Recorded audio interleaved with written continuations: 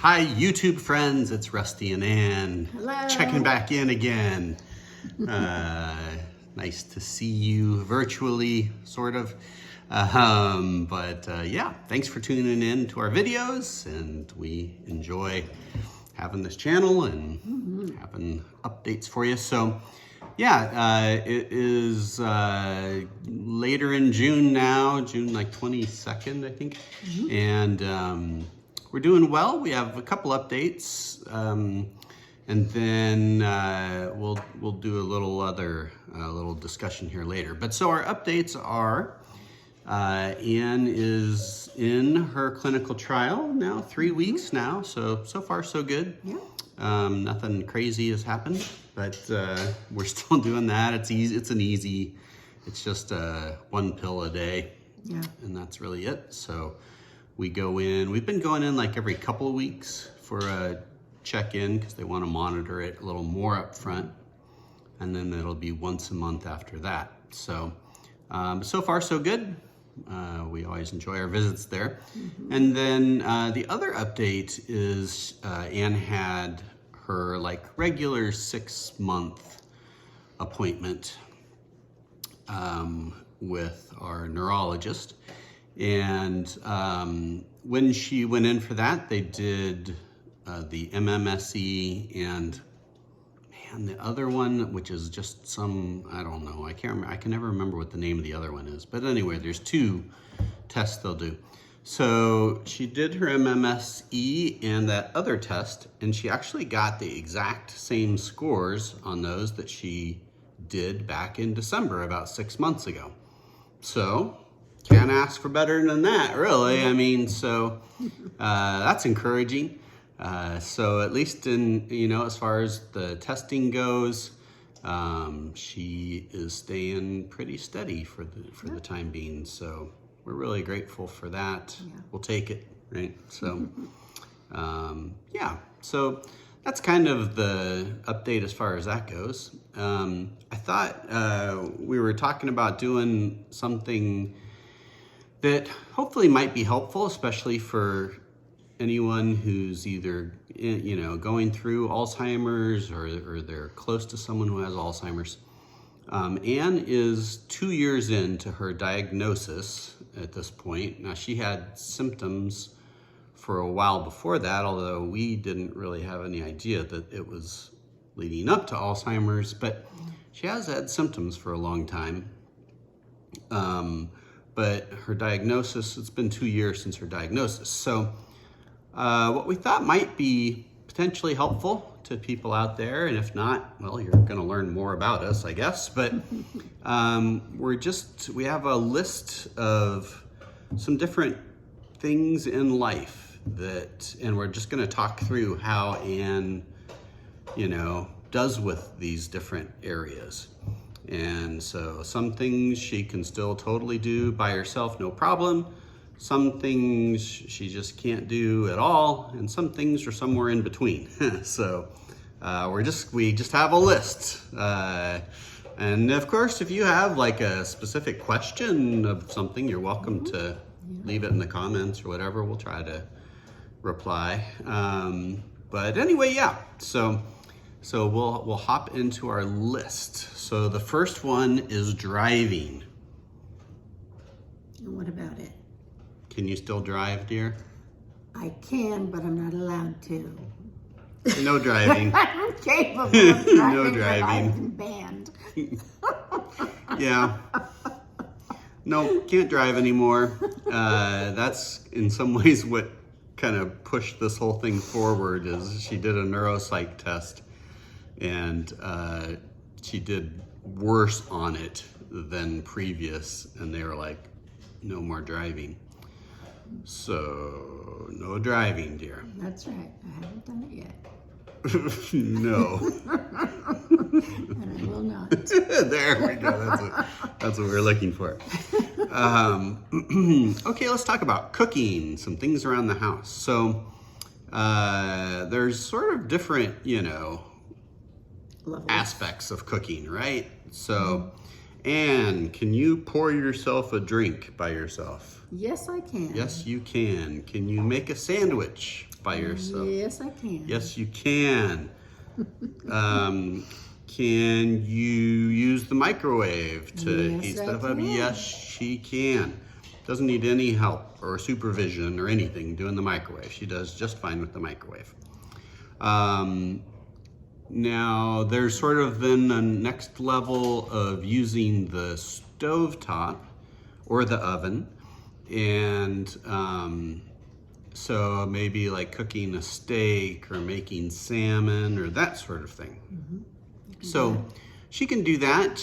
I do monitor to make sure the burners are turned on or turned off, or that the oven is, if we're using the oven, that the oven's preheated and again, turned on, turned off, those kind of things. So, so to that degree, yes. And those are things that, steak isn't, you don't have to follow a lot of steps to cook steak or salmon. The way we do it, we just put some melted butter in the pan, put the salmon down, rinse off the salmon, and put the salmon magic on it, the seasoning. It's so good. It's so good. And then cook it, So, so not bad. Where it kind of doesn't work for Anne is when we get into recipes. And it's just really hard, for her to keep track of a recipe, to keep track of what's been done or hasn't been done. And even when I help, it can still be hard. But we've pulled off a couple of recipe meals together. We But haven't tried my enchiladas yet. I think we did try your enchiladas. All right. But little marital discussion there. This could come up as we go through this. I can make my chicken enchiladas. There could be a few of these kind of moments. All right, let's talk about board games. Okay, so for most of our married life, we love playing games. Yeah. And we still have our little games that we play.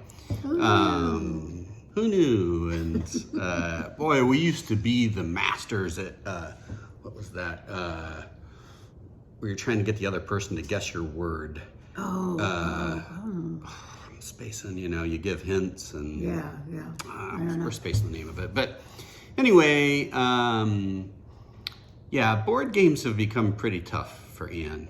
And I think anytime there's like an order that has to be followed or a process, those get really tough for Anne. And so we're kind of in a mode of we'd like to find, just some fun games we can play together. Because it's good for Anne too, just to exercise, her brain, so to speak. So we're still kind of working on those, but those have been tough for Anne. How about getting dressed in the morning? Just fine. Just fine. She doesn't need my help, doesn't need my supervision. She does just fine getting herself ready. That also includes doing like makeup and her hair and that sort of thing. Again, she can still do all that. We're 2 years in, can still do all that just fine on her own. The only thing, I made sure that her curling iron is the auto shutoff type, which I highly recommend. I mean, let's be honest, I recommend it for everyone, but it's especially important for Anne. But I still, even with that, I still tend to check to make sure that it's shut off when we're leaving the house or whatever. But beyond all that, Anne still does all of her own makeup and getting dressed, that sort of thing. Let's talk about going for a walk alone in our neighborhood. So this is sort of an E. Now, she did go for a walk by herself maybe a month ago. It is now June in Phoenix, Yeah. which means Don't really want to be outside. walking outside is becoming a thing of the past and won't be revisited for a while. But about a month ago, still, especially, early evening and into the evening, very nice. So she did go for a walk by herself. She is required to bring a fully charged cell phone with her on these walks. Now, this past walk, she did just fine. She walked around and kind of did a loop, so to speak. Mm-hmm. We have a little loop in our neighborhood that is we've done a lot, and so she did that loop by herself and did fine. A few months ago, she went for a walk. Unfortunately, her cell phone was not charged, and it died during her walk, which meant that I could not track her location, and she did get lost. Just kidding. She did get lost, and if you are a caregiver for somebody with any kind of dementia, your radar is up in these situations. My radar was up. I said, this feels like this walk is going longer than I would have expected. And so I hopped in the car, and thankfully she was still in the neighborhood. It wasn't like she had, gone a long ways away. Yeah. But I don't think she would have found her way back on her own. She was across the neighborhood a little bit. So anyway, I went in the car and found her pretty quickly. I would say we are at a point where if she, it's a short neighborhood walk and she has her cell phone on her and it's charged, then that's okay. We're doing okay with that. Yeah. And even if she didn't have her cell phone, I don't have any fears that she would completely wander off, go out of the neighborhood or something like that. She's still, knows that and can monitor that. So anyway, that's kind of where the solo walks are. She can still sing very well. We sing in church still. So the way our church does it is we have somebody who's leading the singing, and then there are 4 part singers. And so I lead singing half the time or so, and usually when I'm doing it, Anne is also up there. She sings alto and is like a rocking alto. So she knows. Harmonizing queen. She's the harmonizing queen. If you've listened to our channel, you might remember she likes to throw me off with her little harmonies in the car and mocks me if I lose my note. That even happened today. But anyway, she can still sing wonderfully and follow the music and everything. And can still play guitar, at least to some. I mean, she's not playing it a lot. Yeah, I'd like to, though. But you pulled it out the other day, maybe a couple weeks ago, and could still, figure out songs and remember old songs, that sort of thing. Let's see here. Let's talk about packing. How about packing for vacations and trips? I have packing anxiety. What do you mean, honey? What's your packing anxiety? I don't know, that I'm just not gonna have what I need, and I get confused, I guess, and kind of scrambled. It's just kind of, it's uncomfortable. I think this is something for Anne that's been hard for a long time, and it's gotten worse. I think the Alzheimer's has made it worse. So it is difficult to pack for a trip. So at this point, it's just smoothest if I help her. Usually smoothest, not always smoothest emotionally. But in terms of getting it done, it's helpful if I'm involved. So packing. Let's see, how about shopping? Last time I went shopping, I got a little confused. But I haven't really been doing a lot of shopping. Yeah. Yeah, I really haven't shopped a lot. Sometimes, so she will buy things online once in a while. And, sometimes that goes fine. Sometimes she gets a little mixed up or buys something that she just bought a week ago or something like that. It's not something, like it's not a problem, I would say. I know for some people we've talked to, or I've been around or in support groups with or whatever, the person with Alzheimer's has really just racked up a lot of purchases or, it's almost like the self-control part has been off, but that hasn't been the case for Anne. Yeah. We had one experience with Temu a year and a half ago. I read a team. We wound up with 12 burrito blankets. Everyone got one for Christmas. So for all our YouTube listeners, one free burrito blanket. No, I'm just kidding. It wasn't that bad. But yeah, that was an adventurous Christmas. But yeah, so sometimes that can get confusing. And when if she goes shopping alone, like clothes shopping, she can get kind of overwhelmed, I think, with Yeah. Well, I can't drive, and so I feel like I have to make the most of my time if I'm going to go shopping because it's a limited amount of time, and I guess it just, I don't know. It's hard, and it's hard, again, she will get multiple items in her shopping cart and then forget what she's already got, or just is thinking she's going to go try them on. We've had a few of these experiences where she just had a lot of clothes picked out to try on, too many to handle, really. Yeah. And that's just then she just gets overwhelmed. For me, yeah. So overwhelming. Yeah. So she does better if she's going with another person. Yeah. So being babeful so far, still babeful. So that's awesome. No effect. Alzheimer's has had no effect on her babefulness. Happy to report that.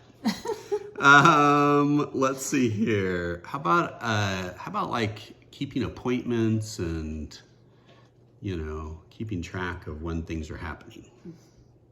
Keeping appointments, I don't really even have a calendar that I put appointments in. The calendars become too much, I think, for Aunt. It's too difficult to track, and so I pretty much keep all of Anne's appointments. It's best for her friends, if they're setting up time with Anne, it's ideal for them to include me on the text or keeping me in the loop of what they're talking about, because it's easy for Anne to forget what was set up, and each day I need to remind her what we're doing that day. It's hard for her to keep that info socked away. So how about doing your laundry? I can do my laundry, but sometimes I forget to take it out of the wash. I have to rewash it. So she can operate the washer and the dryer just fine.